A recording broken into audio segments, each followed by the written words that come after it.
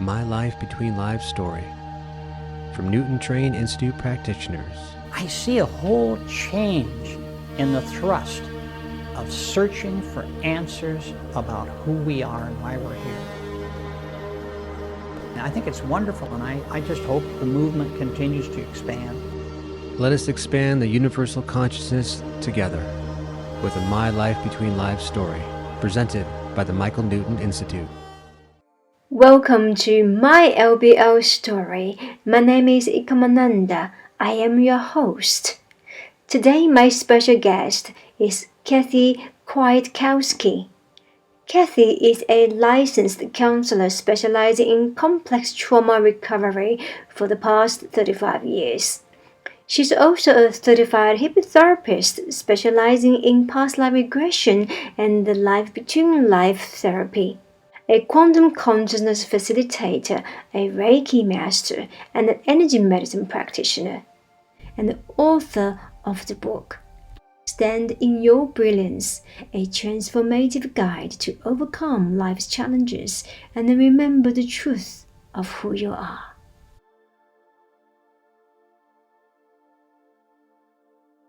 I hear from her, I don't know, a week or two later. All of her pain is gone. Every bit of the pain is gone. The one thing that came through in the LBL was she was told part of the reason why you're having this pain is because you need to slow down, and the pain makes you slow down. So she, vowed she was going to slow down. And within a couple of weeks, I heard from her and the pain was gone. And if I remember right, she was also having issues with headaches. Those were gone. There might have even been some other physical symptom. I'm not remembering right now, but the physical symptoms were gone. Yeah. What an incredible story. And this message is so relevant to so many of our clients. Slow down. Slow down. Right. Yeah. So one of the things that I do is I suggest for anybody who's going to come to do an LBL, and I learned this from another LBL facilitator, I recommend that they do the Enneagram personality inventory.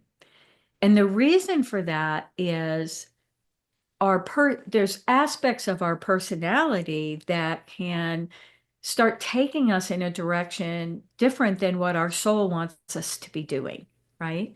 And also there's certain personality typologies that are going to struggle with letting go of control in the session and trusting. Certain types of personalities will second guess the process more when they're in the middle of it. So I always suggest that people do that because it gives me a sense of what I need to do to help them to have a successful experience. This particular woman on the Enneagram, her highest profile was as an achiever type. And achiever types, they push and push and push, and they don't pay attention to what they really need because they're too focused on that end goal, So it was and in fact, I didn't even think about it at the time during the LBL when she got that message. I didn't put those two things together, but after the fact, it made total sense that that was how her guides were intervening to try to get her to slow down and just take care of herself. I know we can all just so casually forget about it. Forget about it, enjoying this moment before it's too late. Well, and she's a healer, she's a healer. So she was very focused on helping other people. And as healers, we can do that a lot of times. We get so focused on our mission for others that we can get lost in the shuffle. So that was a great learning for her. Absolutely. I mean, I personally, have gone through that many tests. The test is you have to love yourself first. You have to master self-love. Other than that, you can't share what is actually love with others. Absolutely. And self-forgiveness. They hand in hand, self-love and self-forgiveness. And once you do that, you can freely love and forgive others. It just flows. Yes, it's a twin flame lessons that are all of us are here to master. Yes. Yeah. So your LPL experience, has that helped you to prepare your book publishing, Stand in Your Brilliance? Well, the one way in which it really influenced it was all the work that I've been doing, my own LBL work and my own energy work opened me up to hear the message that I was meant to write the book.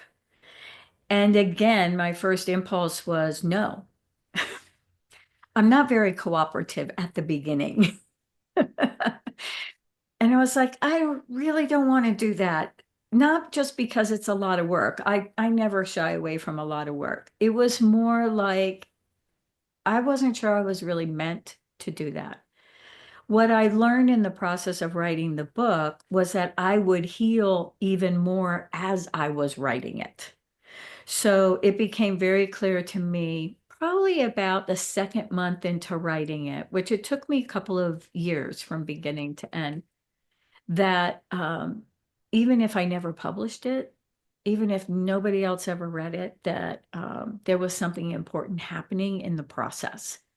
So I let go of thinking about what the outcome of it would be, and just went with the journey, and learned so much along the way, and also fine-tuned what I do in my work with people, because when you start putting all your ideas together in a book, you're like, huh, that's right, I do that. I haven't been doing that for a while. Maybe I should start doing that again, things like that. The book is actually inspired. So I'm not a writer. I've really actually never been a writer, but I'm now an author.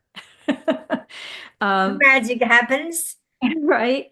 And so the way that I go through the world is when I hear something that I know intuitively is important, I'll write a little note about it, which is funny because that does make me a writer. I have piles and piles of these little notes everywhere. So when I went to sit down to think about writing a book, I was like, how am I ever going to put all of that together? It's too much. And of course, people gave me lots of suggestions, try this process, try that process. And in the end, it all felt overwhelming to me. Like there was no way I was going to be able to put in this one book everything that I wanted to be able to say.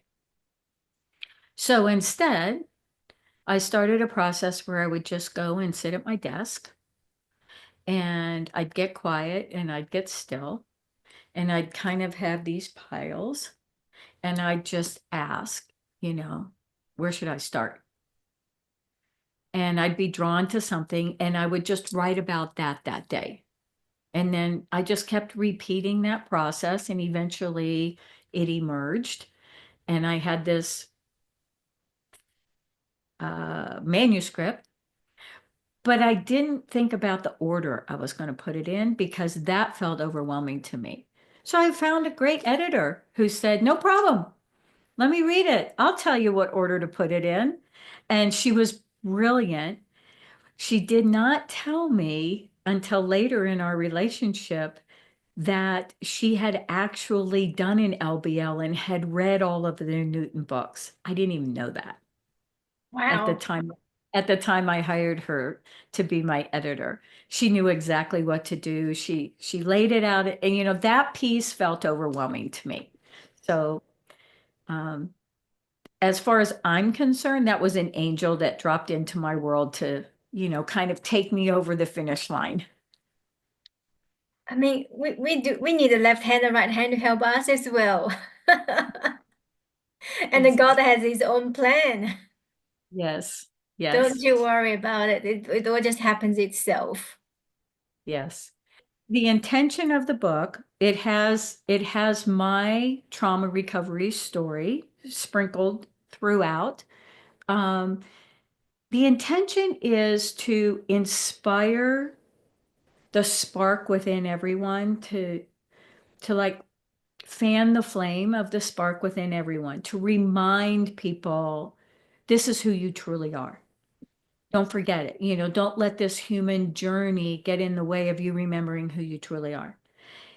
Then the second theme that runs through it is, here's some different practices that can help you. If you've been struggling, if you're feeling overwhelmed, try these practices. So it has a self-help aspect to it. It has exercises with reflection questions in it.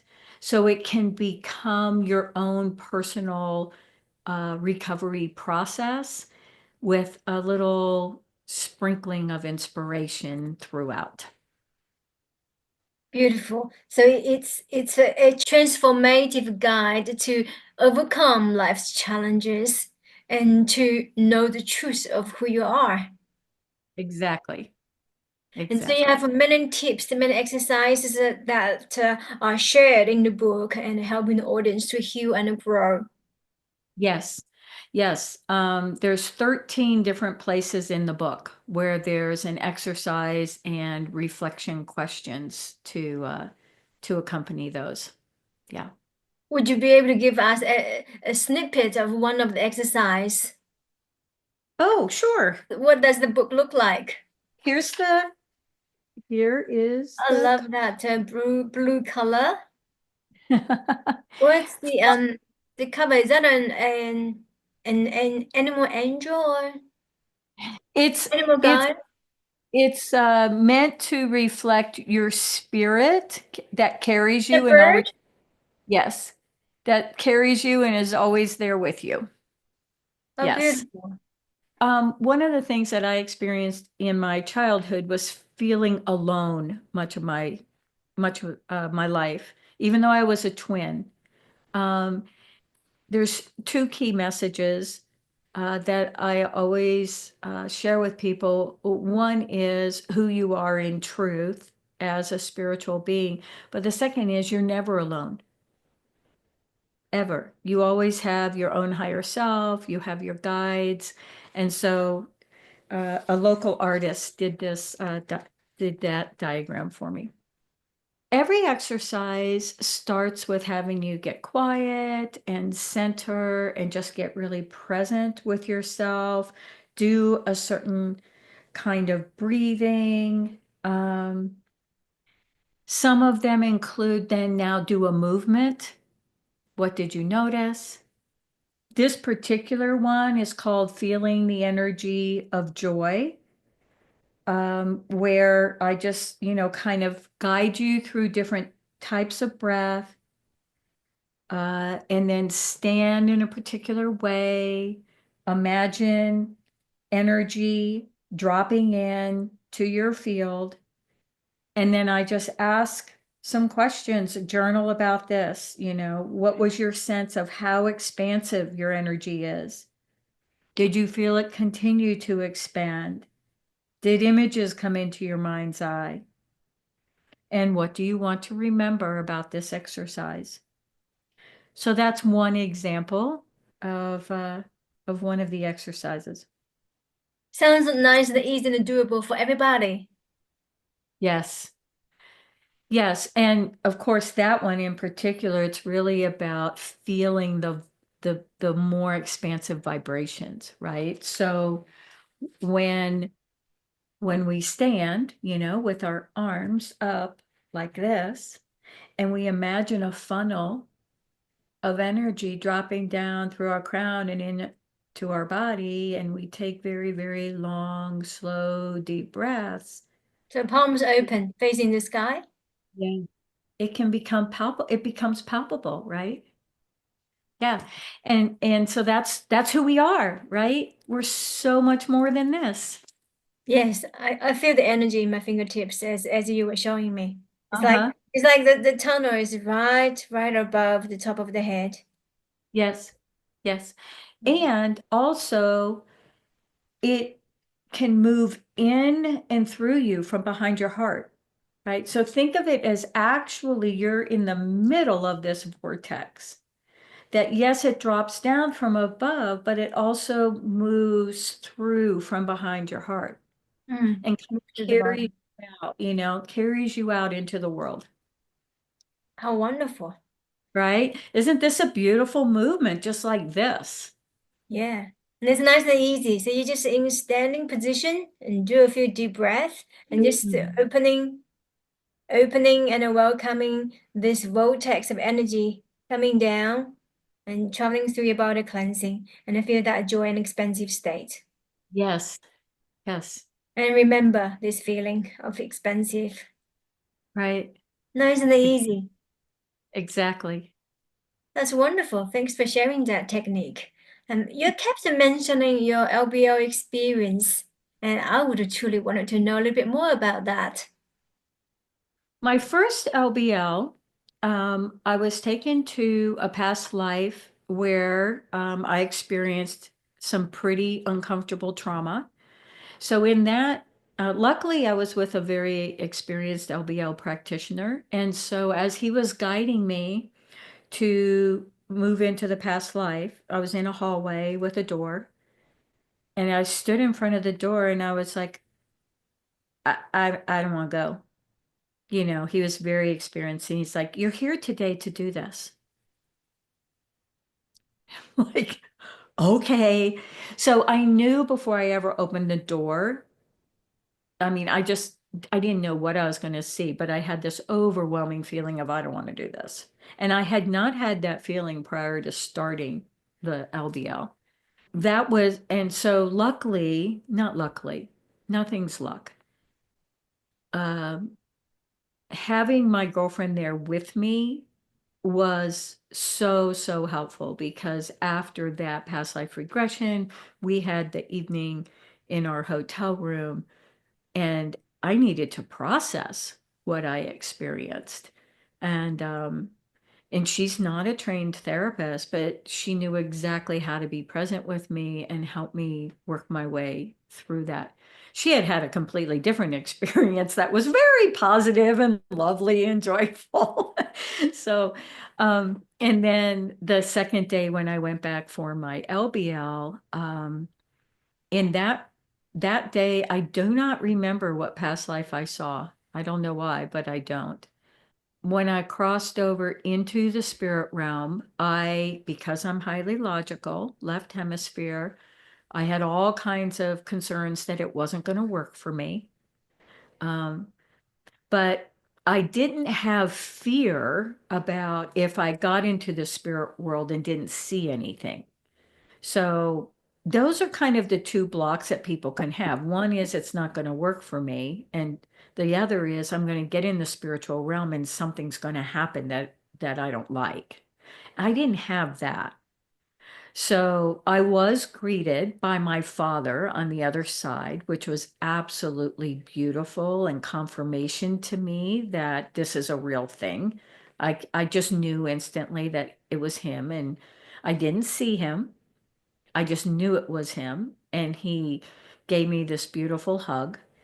And then I was able to see a guide that presented herself as a big, huge, like pink butterfly.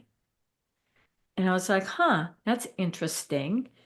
And then after a little while, she turned into like this nasty looking moth. And I thought, okay, what's going on here? But it didn't scare me. I just like stayed curious about it. Um, I did go to my soul group. I couldn't see them. I couldn't get a sense of who in my soul group was in my current life. I couldn't really get a sense of any of that. I did not see my counsel. But one question that I was asked that I always ask my clients now is what is my job in the spirit realm? And when I was asked that question by the facilitator, I just saw myself like flying through the spirit world with like my hands going like this, spraying colored light. I was like, okay, I guess I'm like Tinkerbell and I spray colored light. Um, I think it's just so I I left that feeling like, well, for sure my spirit is playful and colorful and creative. That was my first experience with an LBL. My second one, oh, they're blurring. I had another one where I saw myself trapped on the side of in a crevice on the side of a mountain.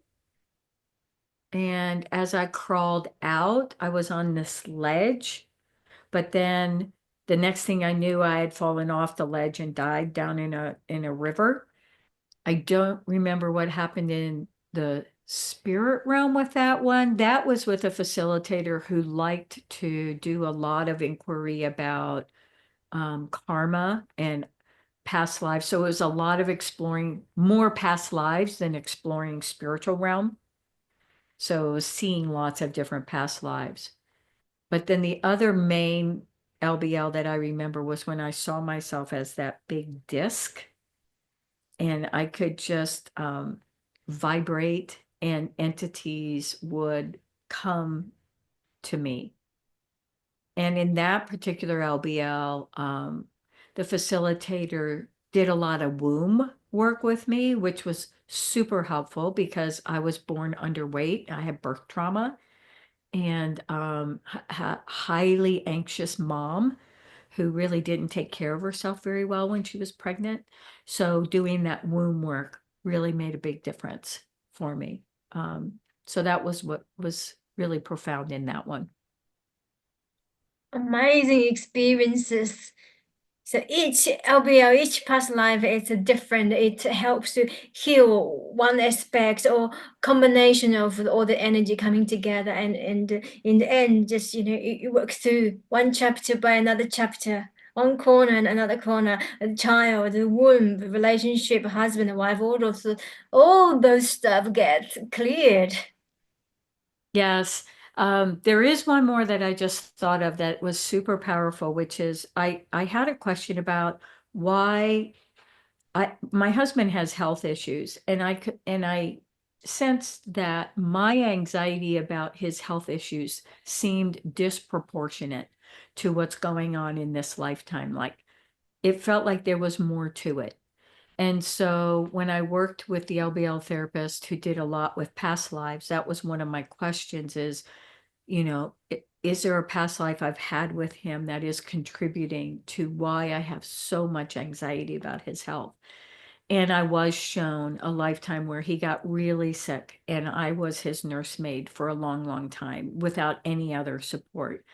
And so seeing that life helped release a lot of that energy so that now, if I'm concerned about his health, it's more proportional to now. It's not bringing in the energy from that other lifetime. It sort of helps you to understand and release that sort of energy from the past lives. Looks Right. like that. Yeah. So that was super helpful. Please stay tuned for the next part of our conversation. Love and light.